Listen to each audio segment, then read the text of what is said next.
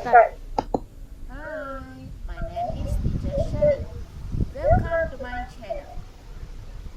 If you haven't subscribed to my channel, remember to click subscribe. Today, I will introduce something fun, something interesting. Come, follow me.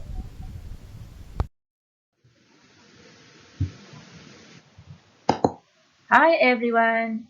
Today we are going to learn about present perfect tense. Okay, of Unit 7, Language Awareness.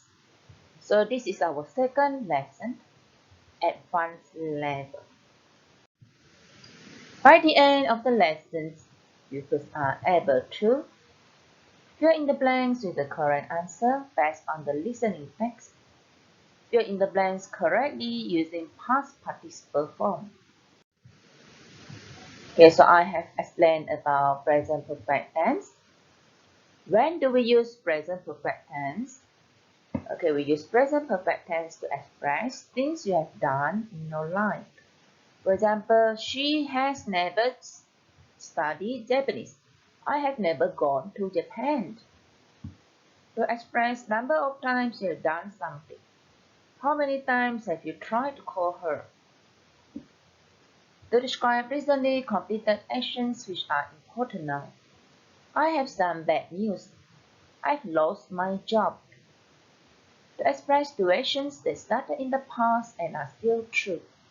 I've known them for 4 to 5 years. To describe unfinished actions or situations. I have read half of the book. To express present result. John has missed the bus, so he will be late. So we can use present for perfect tense for things that have passed, okay, and it's still happening now. Okay, what's the difference between past tense and present perfect tense? Okay, for past tense, there is time mentioned. For example, there is yesterday, time markers like yesterday, last week, last month, and so on. Okay, and for present perfect tense, you don't have the time markers. Okay, but you normally see the words for or since or just. Okay, so these are the common words with present perfect tense. Okay, these are the irregular verbs of present perfect tense. I have studied it together with you. I've taught you in the beginner level, in our first lesson for present perfect tense. Okay, so these are the things, the common words of irregular verbs and the participle form, and you need to memorize them. Okay, so here I will not go through it with you again. Okay, so remember to memorize. Okay, the forming of present perfect tense. How do we form present perfect tense? Okay, so we need to have singular subject. Singular subject we need to have as. Okay, then we use has plus past participle. For plural subjects, I, you, we, they, we, you, have plus past participle. I have tried sushi. Okay, for the negative form, as plus have not, haven't, or has not, hasn't plus past participle. So singular subjects like he, she, it will be using this one, hasn't. Okay, plural subjects, you, we, they, and I will use haven't plus past participle. Okay, I have not tried sushi.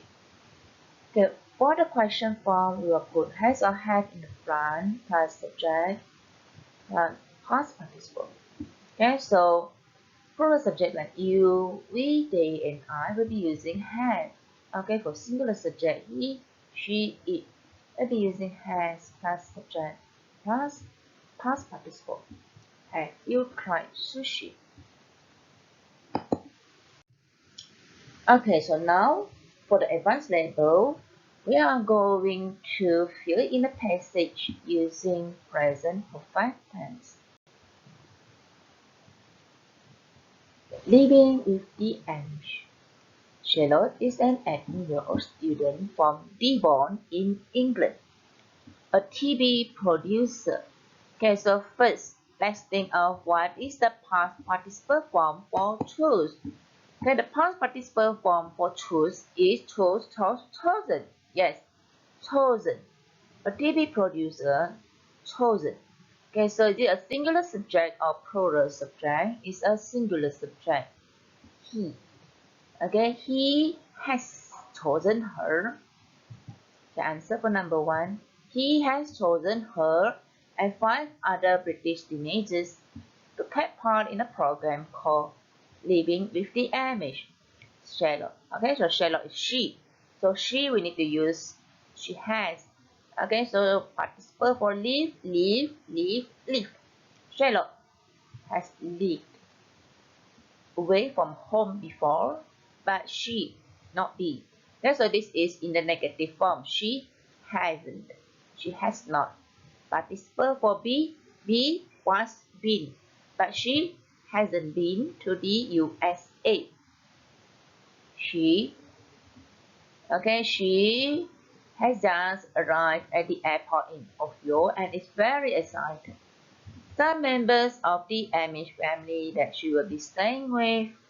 Okay, so this one we need to look at the plural subject. Some members.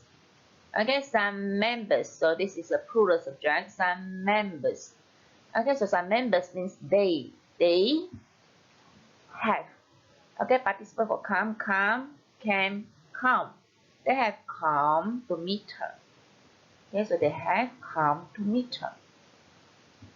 Charlotte hasn't got much luggage with her. She is a singular subject, so she has had. She has left her fashionable clothes, a laptop computer, and a mobile phone at home. She has or she had. She has. Okay, she not. She hasn't. Participle for bring, brought. She hasn't brought her makeup with her, though, because Amish women don't wear makeup. Okay, so this is the answers. Okay, for the passage. Okay, let's listen whether it's true or not.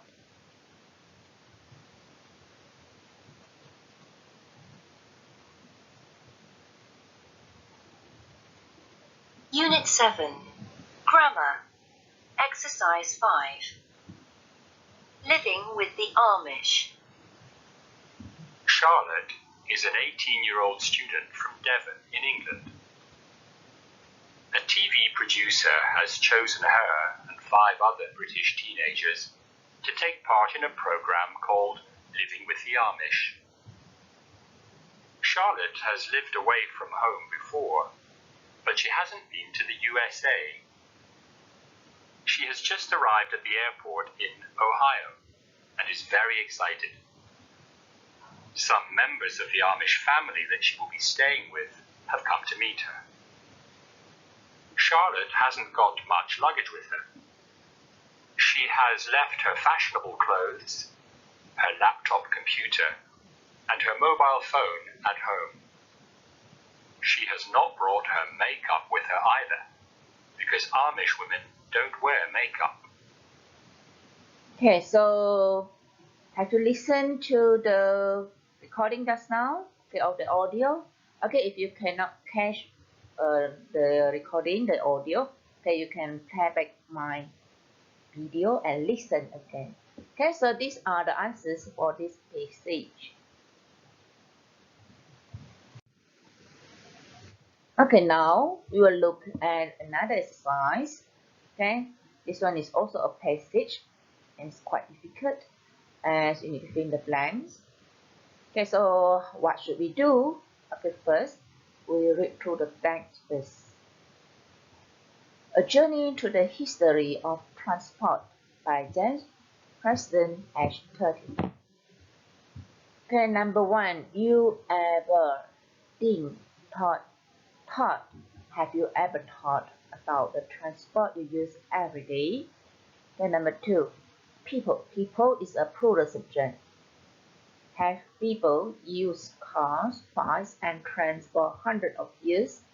Or are they a modern invention? Read my project to find out. Okay, it's 1783. The Montgolfier brothers. Okay, so Montgolfier brothers is a plural subject. Have. What's the participle for fly? Fly, flew, flown. The Montgolfier brothers have flown for the first time in a hot air balloon. Okay, it's 1814. George Stephenson's invention is going to change the world. Okay, so he invented the car, the bus, or the train. Okay, it's 1863. London has become the first city in the world with an underground railway. At the moment, there is only one line. The other lines haven't started running yet. Okay, now we look at the second passage. It's 1870.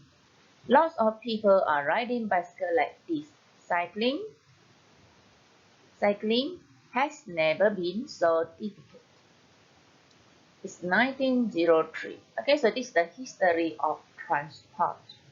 The Wright brothers have designed the first plane with an engine.